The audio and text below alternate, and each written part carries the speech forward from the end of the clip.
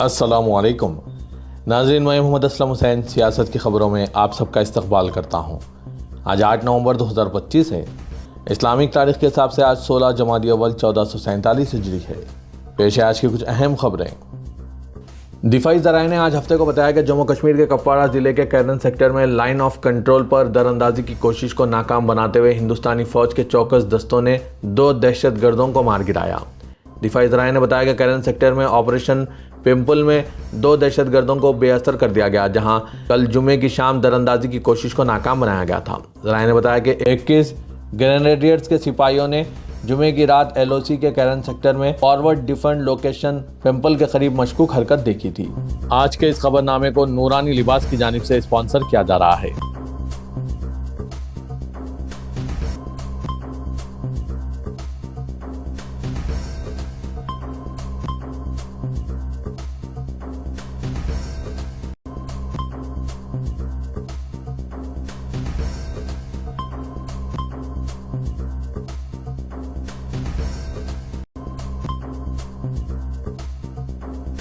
वज़ीर-ए-आज़म नरेंद्र मोदी ने मुल्क को 4 नई वंदे भारत एक्सप्रेस ट्रेनों का तोहफा पेश किया। आज हफ्ते को वज़ीर-ए-आज़म नरेंद्र मोदी ने वाराणसी रेलवे स्टेशन पर 4 वंदे भारत एक्सप्रेस ट्रेनों को हरी झंडी दिखाई।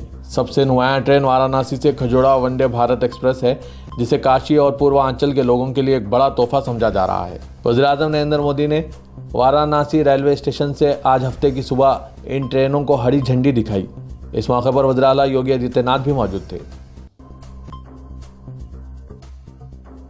बीजेपी के सीनियर लीडर व साबिक नायब वज़ीर-ए-आज़म LK अडवाणी 98 साल के हो गए। वज़ीर-ए-आज़म नरेंद्र मोदी ने आज हफ्ते की सुबह सवेरे बीजेपी के तजुर्बेकार रहनुमा की सालगिरह पर अपनी मुबारकबाद का ट्वीट किया है। PM मोदी ने लिखा, LK अडवाणी जी को इनके यौम पैदाइश पर दिल की गहराइयों से मुबारकबाद। अजीम विजन और दानिशमंदाना सियासतदान अडवाणी जी की ज़िंदगी हिंदुस्तान की तरक्की को मजबूत बनाने के लिए वक्फ रही है। मोदी ने कहा, उन्होंने हमेशा बेलौस फ़र्ज और मजबूत उसूलों के जज्बे को मुजस्सम किया है। जुमे को दुनिया के मसरूफ तरीन हवाई अड्डों में से एक दिल्ली के इंदिरा गांधी बैनुल-अक़वामी हवाई अड्डे पर 800 परवाजें ताखीर का शिकार हुई। ये एयर सिस्टम में टेक्निकी खराबी की वजह से हुआ। हजारों मुसाफिरों को शदीद परेशानी का सामना करना पड़ा। ताहम जुमे की रात तकरीबन 9 बजे तक ये मसला हल हो गया, जिससे राहत की सांस ली गई।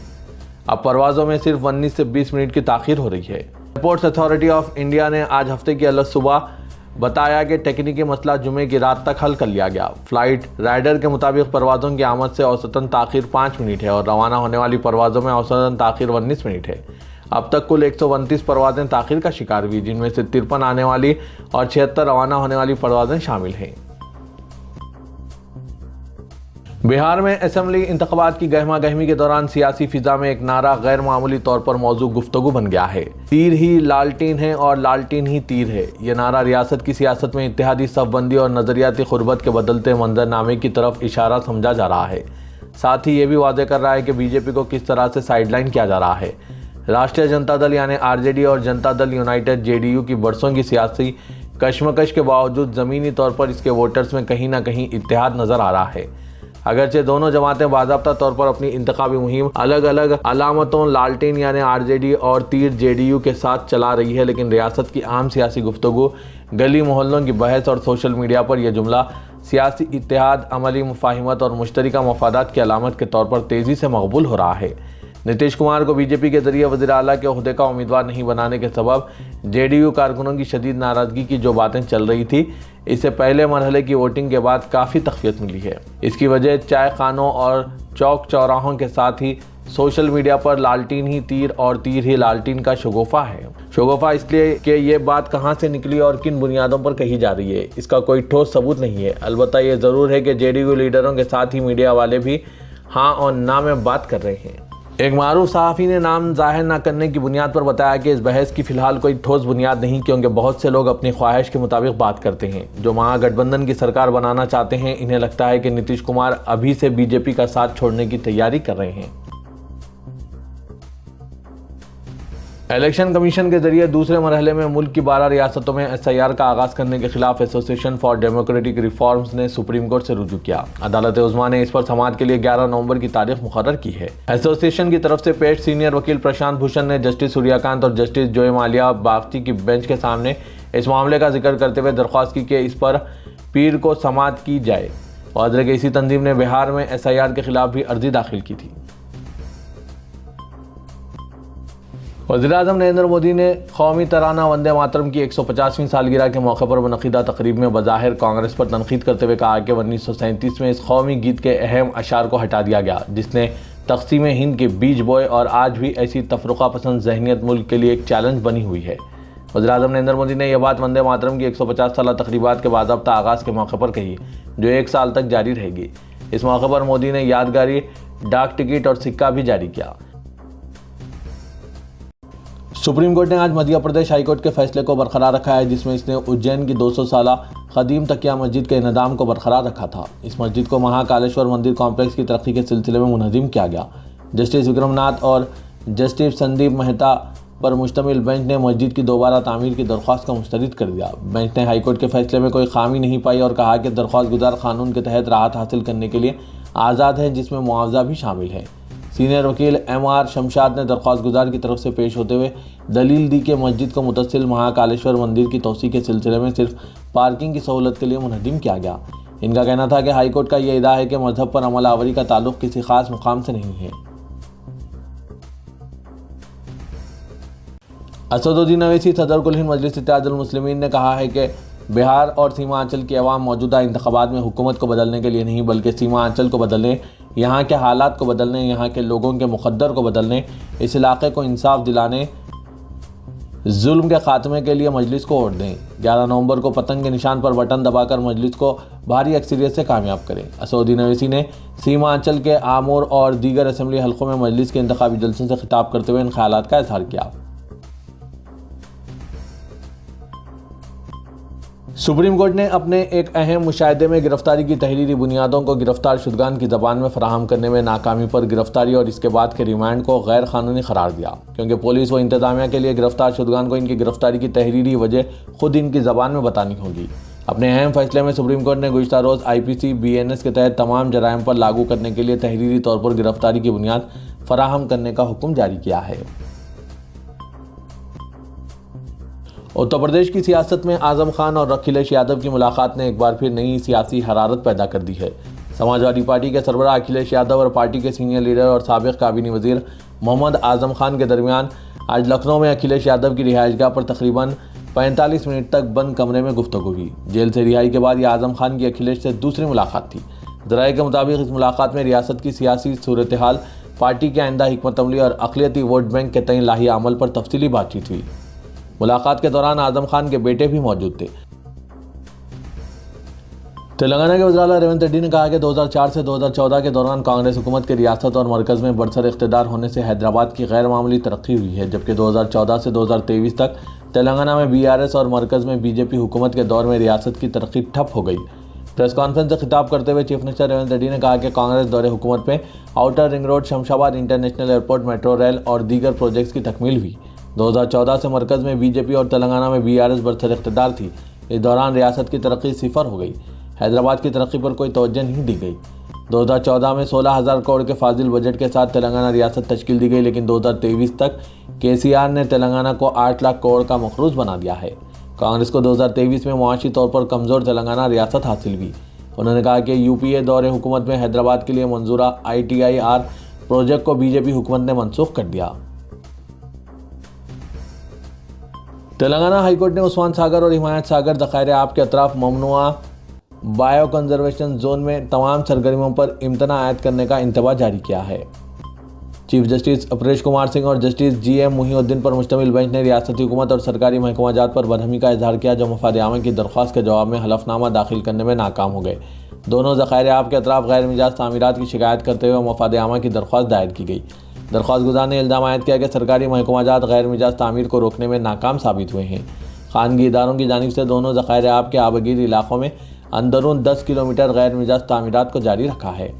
हाई कोर्ट ने अप्रैल में हुकूमत और सरकारी महकमाजात को जवाबी हलफनामा दाखिल करने की हिदायत दी थी, लेकिन किसी भी महकमे ने जवाब दाखिल नहीं किया।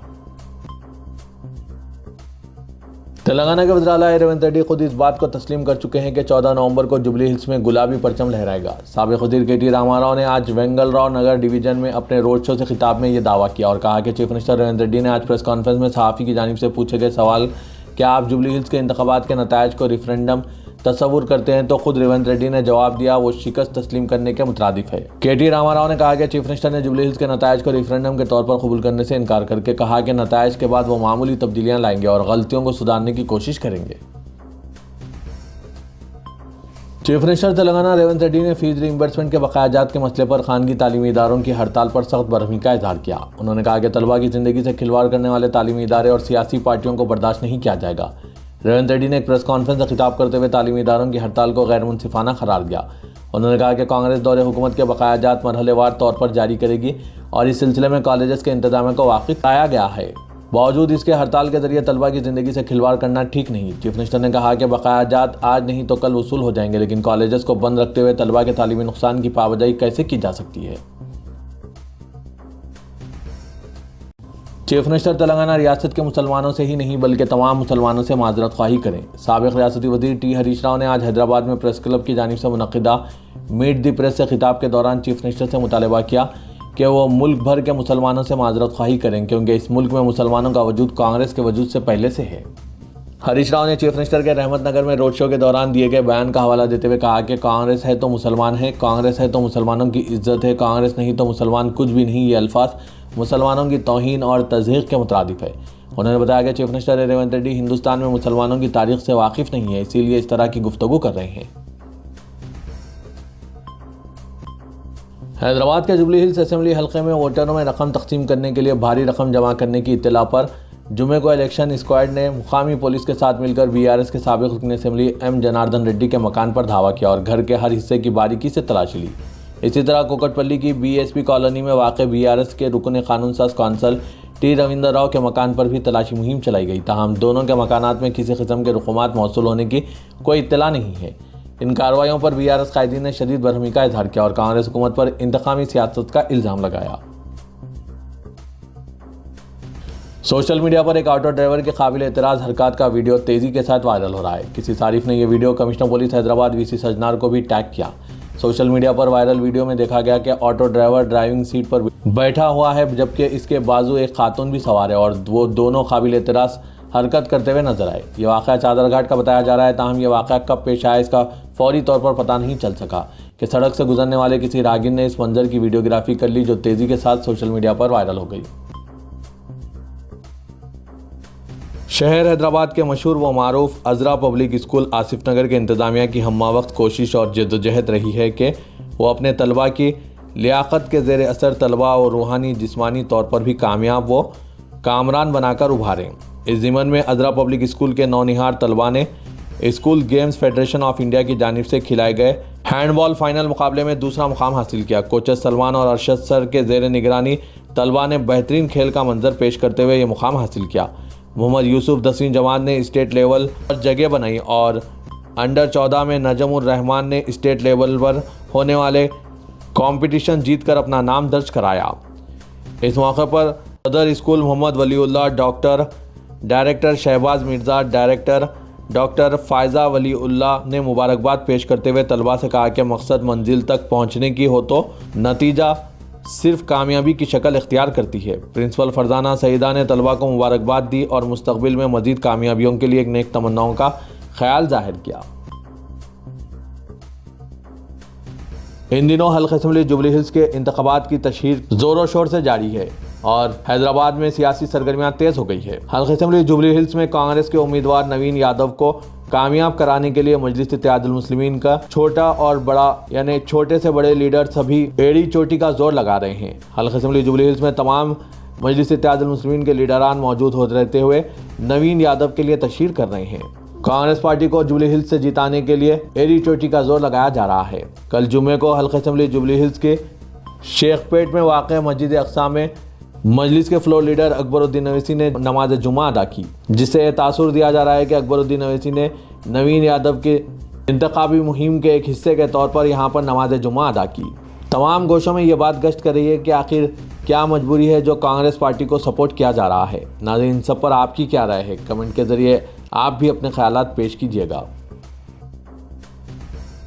इदारे सियासत के महबूब हुसैन जिगर कैरियर गाइडेंस सेंटर वाक़ दफ्तर सियासत एबिट्स में Python full stack development with AI tools के क्लासेस का आगाज़ अमल में लाया जा रहा है।